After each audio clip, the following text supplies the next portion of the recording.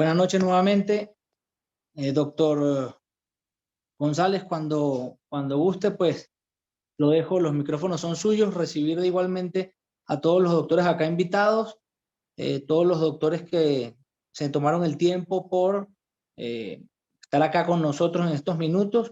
De igual forma, presentar al doctor González Ugalde Humberto. El doctor es especialista en traumatología y ortopedia, cirugía articular y reconstrucción articular de cadera y de rodilla. Y pues el día de hoy va a estar dándonos una plática acerca de osteoartrosis de cadera, diagnóstico y tratamiento. Doctor González, adelante. Gracias.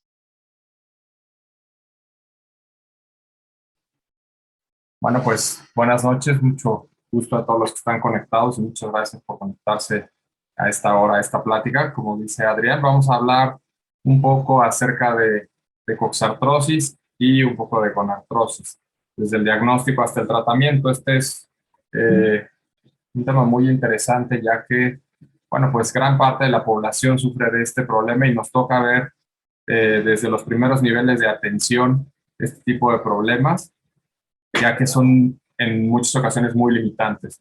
Entonces, bueno, empezando un poco, vamos a hablar acerca de la osteoartrosis, que es una enfermedad articular crónico-degenerativa, y lo que nos va a hacer es que nos va a ir degenerando progresivamente el cartílago articular.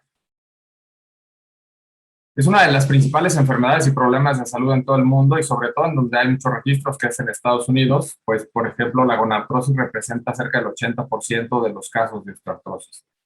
En México se ha calculado que la prevalencia de este problema es del 10,5%. Entonces, tenemos un problema importante que podemos establecer el tratamiento desde el inicio de los síntomas hasta el tratamiento quirúrgico. Aquí podemos ver cómo se ve una cadera sana, un acetábulo sano, una cabeza femoral sana y una cabeza femoral con desgaste, con osteoartrosis. Podemos ver una rodilla con un cartílago sano, con unos ligamentos cruzados, ligamento cruzado anterior, ligamento cruzado posterior y meniscos sanos. Y podemos ver una rodilla con artrosis. Esto es cartílago y esto es desgaste articular. Entonces es un problema de salud importante en todo el mundo, en México también lo es, y una de las principales articulaciones que se afectan son la cadera y la rodilla. Por eso vamos a hablar de ellas. ¿Y por qué pasa esto? Bueno, pues es una enfermedad multifactorial. Es la combinación de ciertos factores que son desde la edad, la predisposición genética, obesidad, ejercicios de alto impacto, traumatismos, una mala alineación de la articulación, y esto va a desencadenar un desequilibrio fisiológico y nos va a llevar a este tipo de problemas. Como decíamos, estos factores de riesgo que acabamos de mencionar, hay que también evaluar los factores biomecánicos, que son las lesiones articulares y las malformaciones que vamos a tener. Sobre todo en la cadera, vamos a tener que buscar esa etiología. ¿Cuál es la causa de ese desgaste? ¿Cómo vamos a clasificar esto? Bueno, pues cuando vemos, por ejemplo, en una rodilla, podemos ver que está en una etapa 1, vemos el desgaste inicial y vemos cómo esta evolución va generando cierto dolor y limitación. En cuanto a la cadera, es muy importante que la patología que podemos tener en la cadera desde la infancia nos puede llevar a una artrosis, desde edades tempranas hasta adultos mayores. Y la mayoría de las coxartrosis que son secundarias a algo nos van a dar una deformidad preartrósica. ¿Qué quiere decir? Que no podemos pensar que tenemos una artrosis nada más. Ahora lo que tenemos que hacer es decir, tenemos una coxartrosis secundaria a que hay que buscar. Si hay coxartrosis primarias, que son solamente el desgaste articular, pero también hay coxartrosis secundarias, por ejemplo, a este tipo de padecimientos, como son la enfermedad de Leckalbe, la epifisiolistesis femoral proximal, la displasia, el desarrollo de cadera, que vemos muchos desde el nacimiento. Si se detectara esto, podríamos tal vez inclusive evitar que el paciente llegue a un reemplazo de cadera, o por lo menos podemos prolongar lo suficiente si lo diagnosticamos en buen momento. Secuelas de artritis séptica, una protrusión acetabular, pacientes que sufren trauma, pacientes que son operados, pacientes que, por ejemplo, tienen osteonecrosis, ya sea por esteroides o por algunos otros medicamentos. Y también el pinzamiento femoroacetabular, que vamos a hablar un poco de él, ya que es un padecimiento que está, podríamos decir como de moda, está diagnosticándose. Antes se pensaba solamente en las artrosis y ahora hemos encontrado esta patología en pacientes jóvenes que nos puede generar cierto dolor en la cadera y que se puede manejar de forma conservadora, de forma inicial. Por ejemplo, el ECALV sabemos que es una alteración de la circulación de la cabeza femoral y después va a regresar el aporte sanguíneo. Eso nos va a dar una deformidad de la cabeza femoral. Hay diferentes estadios, como son la necrosis, fragmentación, reosificación y curación. Esto nos va a llevar a que nosotros encontremos estas lesiones, este tipo de cabezas. Cuando los vemos en la radiografía, tal vez este paciente todavía no tenga el dolor, pero si lo dejamos evolucionar, vamos a llegar a este cierre de la articulación, a esta pérdida del cartílago y vamos a tener que realizar una artroplastia total de cadera. Entonces el chiste es diagnosticarlos en buen momento para poder encontrar qué es lo que vamos a hacer. Otra de las patologías es, por ejemplo, la epifisiolistesis femoral proximal. Esto lo que nos va a pasar es que se va a deslizar el cartílago en el núcleo de crecimiento en los niños, por ejemplo, en los niños que presentan obesidad, sobre todo, que realizan actividades de alto impacto, se puede deslizar esta cabeza sobre el cuello y esto nos va a generar una lesión que si no la tratamos se puede convertir en una lesión preartrósica. 40% de los pacientes que tienen epifisiolistesis femoral proximal van a evolucionar a artrosis en edades tempranas y nos va a dar una limitación funcional importante. Entonces, si no se trata esto, podemos encontrar estos defectos que nos van a dar una cierta forma de pinzamiento femoroacetabular. Y hasta grados terribles en los que la cabeza, al dejar de tener circulación, pues va a llevar a una necrosis de la cabeza y una pérdida de esta articulación. Una de las patologías que más frecuentes se presentan y se subdiagnostican desde que nacen los niños es, por ejemplo, la displasia del desarrollo de cadera. Normalmente la clasificación que utilizamos es la clasificación de Crowe. Esta clasificación nos va a dividir en grados del 1 al 4 y lo que nos va a dar es acerca de qué tan subluxada o qué tan luxada está la cadera. Entonces, el grado 1 es una subluxación menor del 50%. El grado 2 es una luxación del 50 al 75%, como vemos está un poquito más ascendida la cabeza. El tipo 3 ya está totalmente salida y el tipo 4 es más del 100% de luxación. Estos casos son terribles porque la cadera nunca está en contacto con el acetábulo, entonces nunca se estimula la formación de una cadera normal, por lo tanto, muy complicado regresar estas caderas a su lugar y muchas veces necesitamos hacer algunas cirugías mayores para lograr llevar estas caderas a su lugar nativo con prótesis especiales. Pero lo que tratamos de hacer es siempre evitar que lleguemos a estas patologías. Por eso vamos a hablar al rato un poco del tratamiento que hay que hacer con esto. Otra causa de deformidades de la cadera y de artrosis son las deformidades después de la cirugía, como podemos ver aquí, después de que le quitaron una placa.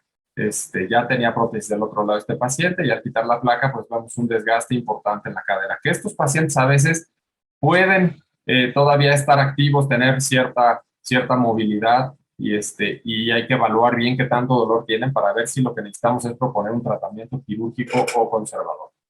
Hay que evaluar si el paciente tiene una coxa vara, o sea que esté un poquito disminuido el ángulo cérvico deficiario y esto lo que nos va a llevar es que cuando hagamos una planeación de un tratamiento tendremos que considerar esto para utilizar implantes especiales. Por ejemplo, secuelas de pacientes de infecciones también vamos a necesitar a veces prótesis especiales, secuelas de artritis séptica que se presentan en los niños. Si lo ven, son caderas que realmente no van a tener una buena evolución, aunque la cabeza del fémur está dentro del acetábulo, realmente no logramos tener una buena función y el paciente puede tener dolor. Y pacientes en los que de repente vemos una radiografía y decimos, pues no se ve tan mal, es un desgaste de cadera, pero realmente tenemos una protrusión acetabular. ¿Qué quiere decir esto? Que la cabeza está metida más allá de la lágrima de Kohler. Entonces, esto lo que nos va a llevar es a que la cadera, cuando nosotros la estemos tratando de movilizar durante la exploración o busquemos que el paciente mejore, va a estar muy limitada la movilidad porque es como lo contrario a la displasia. La displasia está un poco salida a la cadera y en la protrusión está mucho más adentro de la cadera y esto limita la movilidad y se puede comportar como si fuera un pinzamiento femoroacetabular global. Todas estas protrusiones hay que tener en cuenta porque cuando nosotros lo trabajamos durante una cirugía, entonces tenemos un problema de fondo acetabular y es muy fácil que la copa, si no tenemos este cuidado, se protruya y se vaya hasta la pelvis.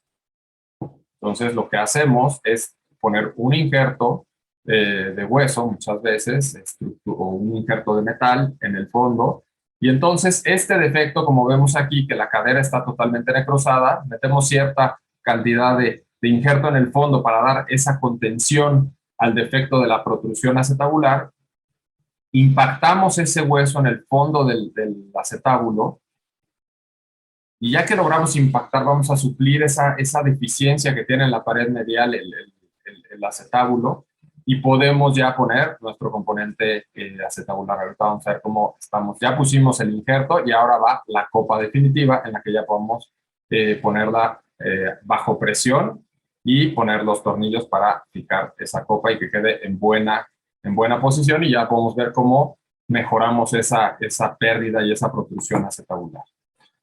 En pacientes, por ejemplo, por trauma, es un poco diferente porque el paciente es joven, normalmente no tiene antecedente nada, la cadera es sana, pero después de la fractura se puede necrosar la cabeza, puede necesitar una osteosíntesis y esto nos puede llevar a un desgaste. Entonces aquí tenemos que regresar al paciente de ser muy activo, pierde la actividad por la fractura, se complica con un desgaste de cadera y al poner una prótesis tenemos que regresarlo a sus actividades de base de forma habitual. Cuando se fractura el acetábulo, también tenemos problemas grandes, ya que se pierde la congruencia articular. Tenemos que ver cómo vamos a suplir esta función del acetábulo, ya que toda la energía de esta fractura la va a recibir el acetábulo y el cartílago va a sufrir. Por eso es muy importante tratar de cuidar ese cartílago articular lo más que se pueda, y siempre tratamos de posponer una artroplastia total, un reemplazo total, ya sea de cadera o de rodilla, lo más que se pueda, siempre que el paciente tenga una calidad de vida adecuada. Y eso es lo que debemos de buscar hacer con este tipo de pacientes, darles una buena calidad de vida, ya que con todos estos materiales a veces poner estas prótesis no es tan sencillo y tiene mucho material de osteosíntesis y la prótesis en cuestión. En cuanto a la osteonecrosis, aquí lo que pasa es que se muere la cabeza del fémur, deja de tener esa adecuada circulación, y también hay que ver qué grado tenemos de necrosis, porque muchas veces lo podemos manejar de forma conservadora.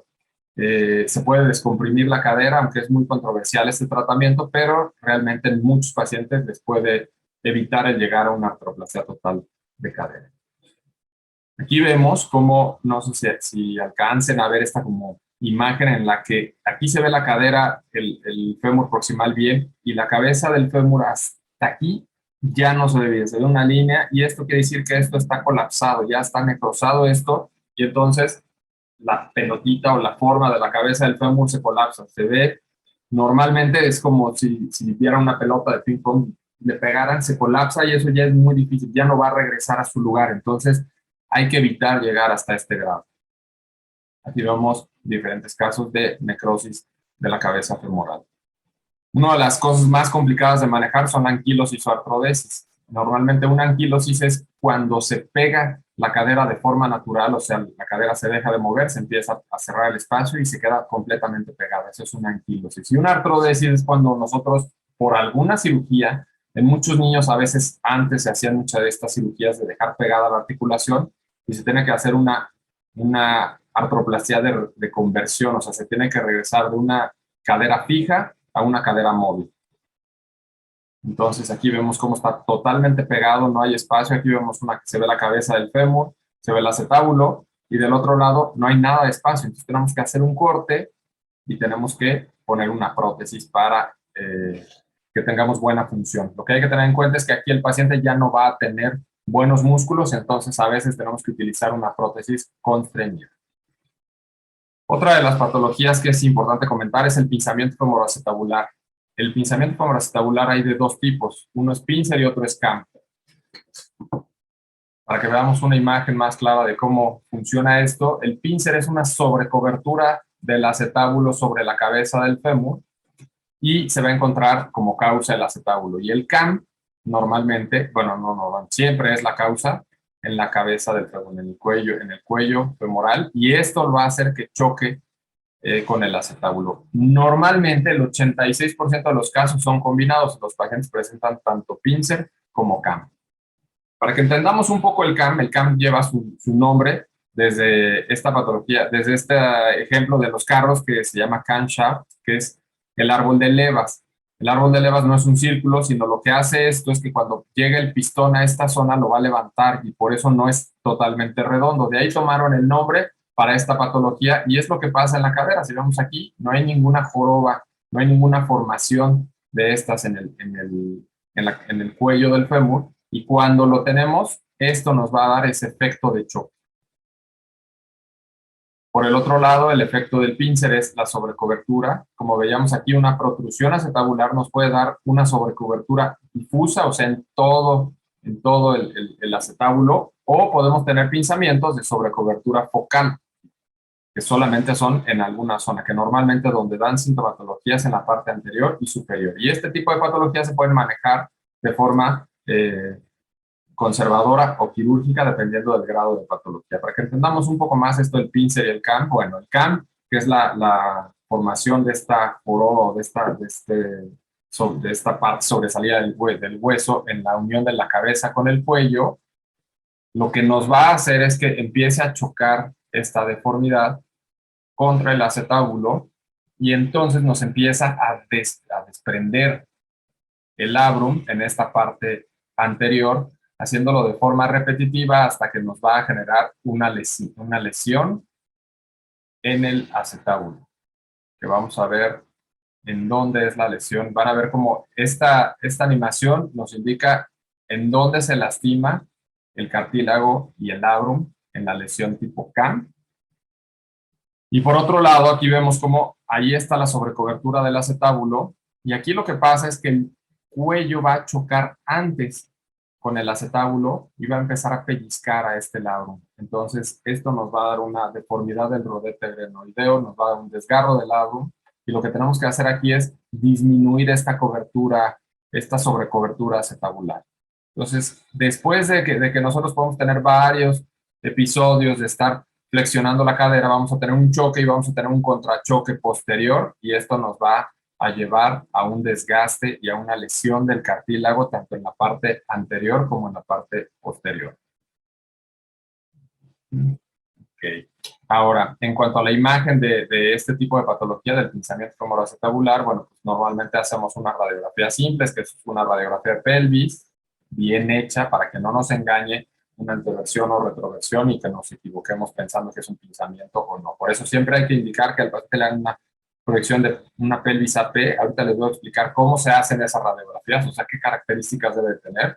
Podemos pedir también proyecciones especiales como la proyección de Dunn, una lateral, un cross-table, en el pinzamiento femoroacetabular tipo CAM, a veces por el choque del cuello, de donde está la jorobita con el acetábulo, se llega a formar un pequeño quiste, que a veces eso lo podemos ver en la resonancia magnética. Esta es la sobrecobertura tipo CAM, se hace el ángulo alfa. Entonces normalmente en este tipo de pacientes, aquí está el labrum desprendido, podemos hacer una tomografía axial computada con reconstrucción, como aquí se ve la joroba en este paciente. Podemos hacer una resonancia magnética en la que podemos ver el labrum y podemos ver esta deformidad tipo CAM, o una artroresonancia en la que se mete medio de contraste a la articulación y vemos cómo se comporta esta lesión.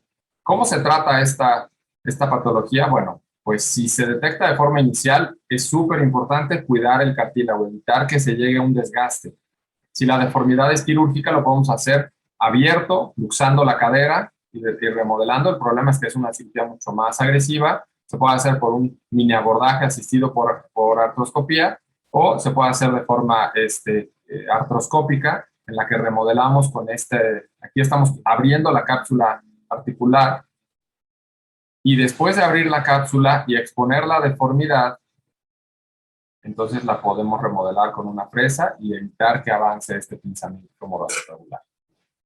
Ya viendo tal vez una imagen real de un paciente, aquí podemos ver cómo la fresa está remodelando esta deformidad en el acetábulo. Entonces estamos pasando la fresa para remodelar la deformidad tipo pincer y tipo cam. Y aquí vemos el labrum como está muy dañado porque está chocando el hueso. Si nosotros no reparamos esto, el cartílago va a sufrir. Sí, ahí como veíamos, el cartílago ya tiene ciertas lesiones. Entonces, al remodelar esto, nosotros con estas anclas lo que hacemos es recuperar esa sutura y llevar el labrum hacia la parte superior del acetábulo. ¿Qué nos va a hacer esto? Pues quitar esta zona de donde se está pellizcando el labrum, y después de esta cirugía es súper importante proteger el cartílago con medicamentos que nos ayuden a evitar que esto evolucione hacia un desgaste. Esas son las principales patologías asociadas a cadera que podemos encontrar y que debemos de buscar en los pacientes que tienen dolor de cadera para que les demos el tratamiento y evitemos llegar a un desgaste articular en pacientes jóvenes o mayores. Debemos de revisar bien al paciente, debemos de ver si tiene alguna herida, si tiene alguna úlcera, si tiene una cadera casi, bueno, anatómicamente normal, pero tal vez esta cadera que se ve anatómicamente normal por dentro puede tener un pinzamiento femoroacetabular. Hay que evaluar bien al paciente. A veces podemos tener ciertos acortamientos de miembros pélvicos que nos generan dolor y podemos compensarlos con órtesis externas, y eso nos puede ayudar. Ver la posición en la que tiene el paciente la pierna.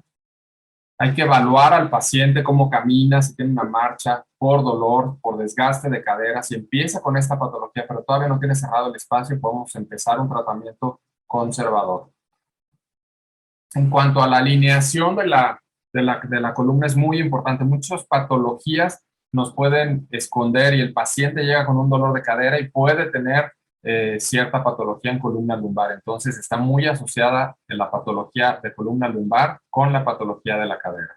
También es muy importante el evaluar todos los signos de exploración, como por ejemplo el signo de Trendelenburg, en el que podemos ver cómo el paciente debe de mantenerse en la misma postura. Cuando el paciente no puede mantener la pierna cuando se para sobre un lado, quiere decir que los aductores no están funcionando. Entonces ven cómo la cadera pierde esa posición y entonces el paciente bascula. También hay que medir al paciente la circunferencia del muslo y la postura en la que se sienta. Desde que el paciente se sienta en el consultorio y llega y se sienta de esta forma, tenemos que buscar esa patología en la cadera.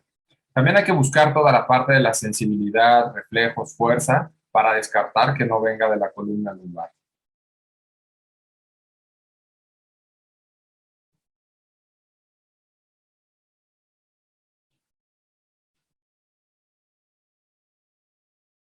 Ok, creo que se...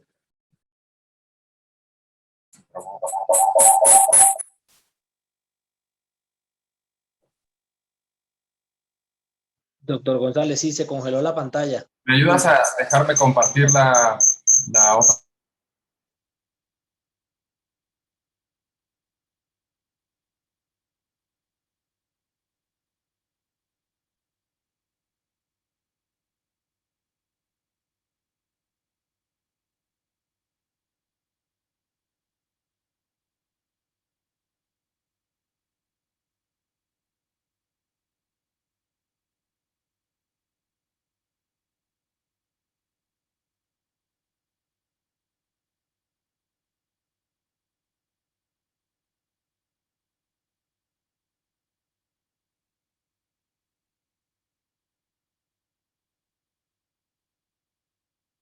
Listo, doctor, dejé de compartir. No sé si tiene posibilidad de retomar.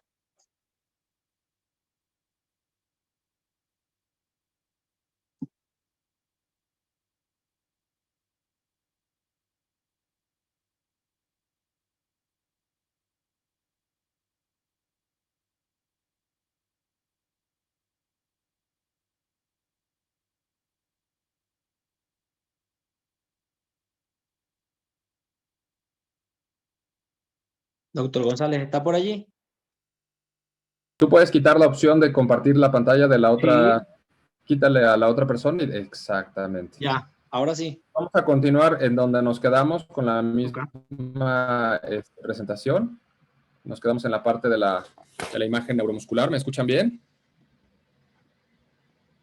Sí, doctor, se escucha perfecto, sí. Entonces, bueno, continuando con esta imagen, hay que siempre investigar toda esa parte neuromuscular de la columna porque puede tener cierto componente. También es súper importante vigilar los arcos de movilidad del paciente porque muchas veces pueden estar limitados y ahí podemos detectar alguna patología. Hay que buscar siempre problemas de circulación a nivel distal para ver que tampoco estén generando dolor y que nos vayan a generar alguna complicación. Buscar si tiene edema, si tiene insuficiencia venosa, si tiene cambios tróficos en la piel o si tiene alguna enfermedad cutánea. Y podemos hacer algunas pruebas especiales que ya son específicas para algún tipo de patología cuando encontremos en los exámenes alguna patología específica. Ya que vimos cómo exploramos al paciente, pues vamos a ver las imágenes que nos van a ayudar a diagnosticar este problema. Entonces es súper importante planificar en los pacientes. Como les decía hace rato, una AP de pelvis nos puede ayudar a ver perfectamente cuál es la lesión y si es necesario complementar con algún otro estudio es totalmente válido, pero siempre es necesario hacer un estudio de imagen de rayos X. Y para tener una buena imagen y evitar tener conflictos de una mala posición, tenemos que pedirle al radiólogo que, o bueno, nosotros considerar siempre que una buena radiografía, una buena AP de pelvis va a tener, va a ser a 1.2 metros de distancia en decúbito supino o de pie y debe de tener esta rotación interna de 15 a 20 grados, debe ser perpendicular a la mesa y el rayo debe estar centrado en el borde superior de la sínfisis para que tengamos una buena imagen. Debemos de poder ver de 1 a 3 centímetros desde la punta del coxis hasta la sínfisis del pubis para evaluar si tenemos alguna patología. ¿Qué nos ayuda a tener una buena radiografía? Que podemos medir la longitud de las extremidades, el ángulo cervicodiaficiario, si está bien cubierta o no está bien cubierta la cadera. Podemos ver todas estas, inclusive podemos alcanzar a ver un poco de la columna que a veces nos sirve mucho ver alguna patología en la parte de las últimas vértebras lumbares para descartar patología de la cadera. También es súper útil hacer una radiografía lateral de cadera, que lo más común es que le hagan una proyección de rana y se observan las dos caderas. En cuanto a la rodilla, es muy importante también tomar buenas radiografías y lo que normalmente hacemos son radiografías anteroposterior y lateral. Es muy útil a veces hacer un eje mecánico y hacer radiografías axiales de las dos rodillas. La anteroposterior es una radiografía que se puede tomar tanto de la parte posteroanterior o de la parte anteroposterior, siempre manteniendo esta angulación para que tengamos una buena imagen, porque si podemos obtener esta imagen, podemos hacer una evaluación. ¿Qué podemos ver en una radiografía anteroposterior de rodilla? Podemos ver el fémur, podemos ver en dónde está la patela, podemos ver el cóndilo femoral lateral y el cóndilo femoral medial, el platillo medial, el platillo lateral, la eminencia del surco intercondilio, la tibia y el peroné. En cuanto a la lateral de rodilla, esta se toma en supino con una flexión de 30 grados. Y lo que podemos ver en esta radiografía, pues es inclusive se alcanza a ver en radiografías de buena calidad, podemos ver el tendón del cuádriceps, podemos ver el tendón patelar, podemos ver la tibia, el peroné, el fémur y la patela. En cuanto a las radiografías axiales, nos ayuda mucho a ver cómo se está comportando la rodilla con una flexión de 40 a 45 grados. La ventaja de esto es que nos va a permitir ver cómo está corriendo la patela en el surco intercondilio y ver si hay cierto desgaste. A veces nosotros vemos la radiografía anteroposterior y la lateral, no se ve mayor patología, y cuando vemos la axial vemos que realmente no tenemos un adecuado comportamiento. Hay que siempre descartar patologías o variantes normales de la rodilla, como son la favela, que es este huesito que se ve en la parte de atrás, o una rótula bipartita y no confundirla con una fractura. Es muy importante encontrar el grado de osteoartrosis, detectarlo ya sea en una coxartrosis o en una gonartrosis, en el que el grado 0 pues no hay ningún cambio. Y conforme vamos avanzando en los grados, vamos a ver qué tan cerrado está el espacio de la articulación. ¿Qué podemos ofrecer de tratamientos no quirúrgicos? Siempre debemos de pensar en evitar llegar a un tratamiento quirúrgico. ¿Con qué podemos hacerlo? Bueno, pues todo va desde la rehabilitación, podemos utilizar órtesis, podemos pedirle al paciente que controle el peso. Esto es algo súper importante y a veces los pacientes no lo creen, pero cuando el paciente logra controlar el peso, muchas veces se les quita el dolor, sobre todo de las rodillas. Entonces es algo muy importante. Lo que sí es que si un paciente tiene mucho desgaste de rodilla y tiene sobrepeso, es muy difícil que el paciente pueda bajarlo si no está teniendo actividad. Entonces hay que buscar combinar todos estos tratamientos. Podemos utilizar medicamentos antiinflamatorios que nos van a ayudar a mejorar la inflamación y el dolor. Pero una parte muy importante del tratamiento son los condroprotectores. Los condroprotectores normalmente los encontrarán también reportados en la literatura cuando leemos como Cisadoa, lo que significa esta palabra son drogas que van a servir o medicamentos que van a servir para la osteoartritis, para mejorar o cambiar la evolución de una enfermedad, en este caso de la osteoartrosis. O sea, nos van a ayudar con los síntomas, pero además nos pueden ayudar a que ese proceso degenerativo no vaya tan acelerado y nos pueden cambiar el rumbo de esta enfermedad. ¿Cuáles son los más comunes de este tipo de tratamiento de condroprotección? Son el colágeno hidrolizado, el condroitin sulfato, la glucosamina con condroitin sulfato, la diacereína y el ácido hialurónico.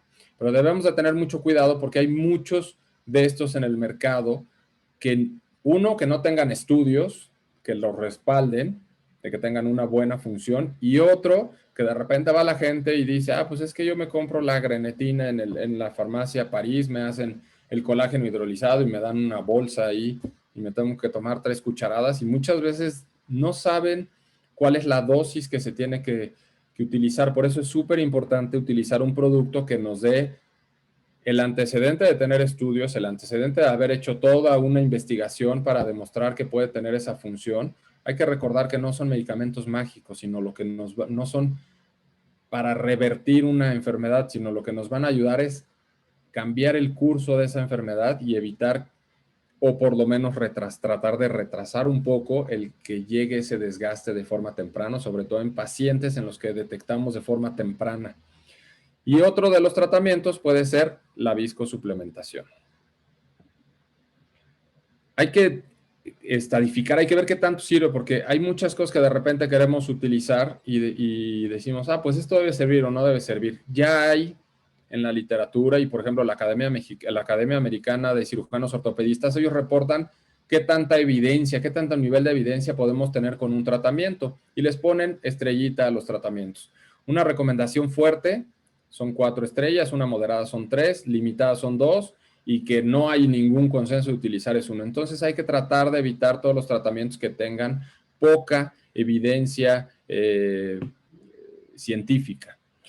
Entonces aquí vemos que, por ejemplo, el tratamiento con terapia física, como comentábamos hace un momento, tiene una evidencia importante, o sea, sí sirve hacer terapia. Las inyecciones intraarticulares sí sirven tanto los antiinflamatorios como los protectores de cartílago. En cuanto a los tratamientos antiinflamatorios, también nos van a ayudar a quitar el dolor y como recomendación moderada está reportado, por ejemplo, el sulfato de glucosamina. ¿A qué vamos con esto? Bueno, si el sulfato de glucosamina presenta una recomendación moderada y puede tener cierta beneficio para el paciente modificando esa evolución, pues nos basamos en los estudios en los que comparan el colágeno hidrolizado contra la glucosamina, en los que sale con buenos resultados y entonces esto nos lleva a pensar en que podemos tener un buen resultado con el colágeno hidrolizado. Hablando un poco como ya en este tema de este producto que es el CART-X3, es un condroprotector, que es un suplemento alimenticio que va a tener 3 componentes. ¿Qué ventaja vamos a tener con estos 3 componentes? Bueno, vamos a tener los péptidos de colágeno hidrolizados, que nos va a ayudar a dar ese aporte para la síntesis del cartílago articular. Va a tener magnesio, que es el cofactor para que se sintetice ese cartílago, y va a tener el MSM, que esto nos va a ayudar a disminuir de forma importante la inflamación y de forma crónica. Entonces, como sabemos, estos medicamentos se utilizan de forma crónica, Y si la dosis adecuada de colágeno hidrolizada es recibida por el cuerpo, entonces esto nos puede ayudar a que no evolucionemos rápido o tratar de modificar esta evolución de esta enfermedad. Y no podemos controlar el desgaste, no lo podemos evitar, pero sí podemos modificar un poco la evolución que va teniendo ese paciente con esta patología. En cuanto a la viscosuplementación, bueno, en cuanto a la rodilla es fácil de hacerla, se puede hacer en consultorio, hay que tener mucho cuidado porque toca ver de repente pacientes que si no se tiene el cuidado de la asepsia y antisepsia en el consultorio, los pacientes pueden presentar una artritis séptica y esto va a acabar en algo terrible porque no solamente es en el desgaste, sino en una artritis séptica que no nos permite poner una prótesis de rodilla porque el paciente tiene un proceso infeccioso que tal vez no esté controlado al 100%. Entonces hay que tener mucho cuidado con hacerlo en el consultorio. En cuanto a la cadera, lo que es muy importante es que hay que conocer bien la técnica. Nos ayuda en pacientes jóvenes. Lo único es que sí necesitamos todos estos elementos para hacerlo. Necesitamos medicamentos analgésicos. Bueno, necesitamos una sala de quirófano, una sala de rayos X o un ultrasonido en el consultorio para que podamos ver que estamos dejando el medicamento. Como vemos, la articulación es difícil de accesar con una aguja, entonces necesitamos tener todas las herramientas para estar seguros de que estamos dejando el medicamento en esa zona. Y ya que no funciona el tratamiento conservador, bueno, pues pasamos a los tratamientos quirúrgicos. Ya vimos algunos ejemplos de tratamientos quirúrgicos de patologías específicas, pero hablando en general de los tratamientos quirúrgicos, bueno, pues tenemos la artroscopía, tenemos osteotomías, tenemos artrodesis y tenemos artroplastías. La artroscopía es muy útil, no es útil en desgaste, es útil para controlar, por ejemplo, las deformidades tipo pincer, tipo CAM o algunas patologías en las que todavía no tenemos un desgaste avanzado, es muy útil. Las osteotomías también pueden ser útiles en pacientes jóvenes en los que se tiene que reorientar ya sea el acetábulo o el fémur. Las artrodesis, la verdad es que es muy poco ya lo que se hace, las complicaciones son muy altas porque a veces no pega y el otro problema es que hacer una artroplastía de conversión, o sea, convertir una cadera pegada a una cadera móvil, nos puede llegar a riesgos de luxación y no buena movilidad del paciente después de la cirugía. La artroplastía total de cadera, bueno, pues es una de las cirugías más exitosas que hay dentro de ortopedia y aquí tenemos una animación de cómo evoluciona esta pérdida del cartílago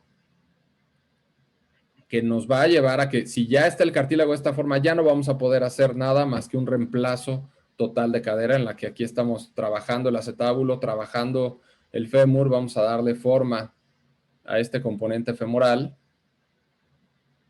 y vamos a darle forma al componente acetabular.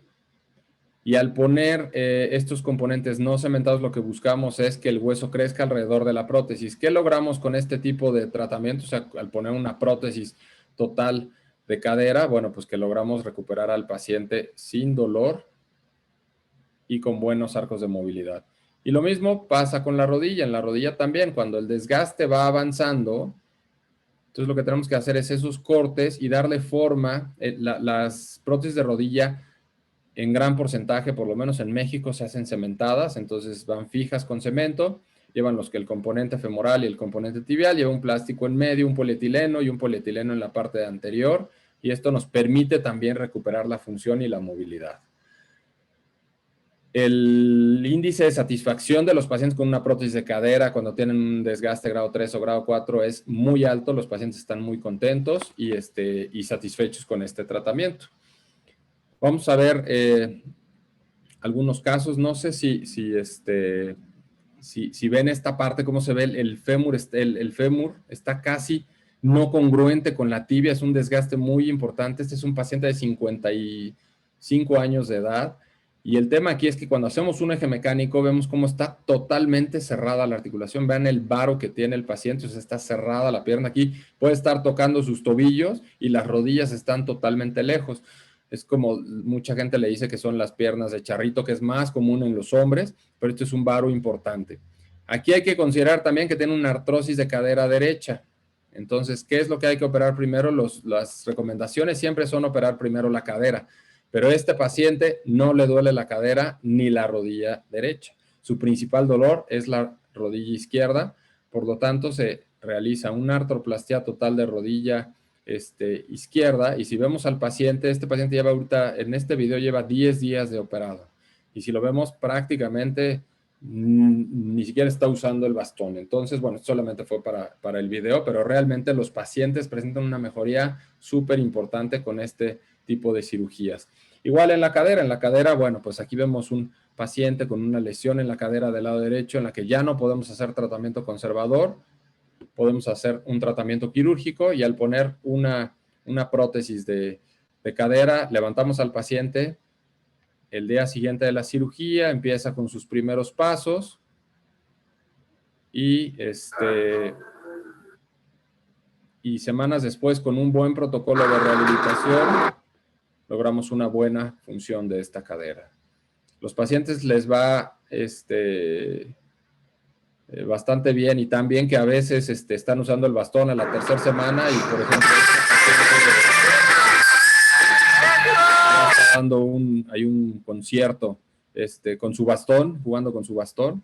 Entonces, realmente es una cirugía muy exitosa, pero si lográramos evitar llegar a ser un reemplazo en un paciente que no es tan grande, es un paciente joven, vamos a hacer todo lo posible. Por lo tanto, hay que tratar de utilizar todas las opciones de tratamiento que tengamos. Lo importante es, como les digo, prevenir y no llegar al tratamiento quirúrgico. Entonces, si llevamos un tratamiento adecuado durante el tiempo adecuado, vamos a ver que tenemos un buen resultado y una buena evolución del paciente. Siempre debemos de buscar la causa de la artrosis, qué es lo que generó ese desgaste, tanto en la rodilla como en la cadera. Como vimos ahorita, muchísimas patologías, pero cada una se trata de forma diferente. Y si detectamos estas deformidades en las etapas tempranas, lo que podemos lograr es que podemos cambiar el proceso artrósico de este paciente y podemos cambiar la evolución de esta enfermedad. Por eso hay que tener en cuenta siempre estos medicamentos que nos pueden ayudar a mejorar la evolución de este padecimiento. Y ya cuando es algo quirúrgico, pues hacer una buena planeación quirúrgica y estar en contacto, sobre todo con los ortopedistas pediatras, que haya buena comunicación entre el ortopedista pediatra y el reconstructor articular para evitar que esos niños que tienen patología desde edades tempranas lleguen a una artrosis en edades jóvenes. Pues muchas gracias por su atención. No sé si tengan alguna duda. Espero que se haya entendido el concepto del desgaste articular y la importancia que tiene el tratamiento de forma oportuna. No sé si alguno de los que están aquí, de los doctores, usen estos tratamientos. Si alguien usa estos medicamentos y nos quiera compartir algo de su experiencia. La verdad es que son tratamientos que se le tiene que explicar al paciente que son por periodos prolongados. O sea, es súper importante el apego al tratamiento. El paciente tiene que acostumbrarse a llevarse su sobrecito, ya sea antes de acostarse o en las mañanas, pero siempre tratar de hacerlo a la misma hora.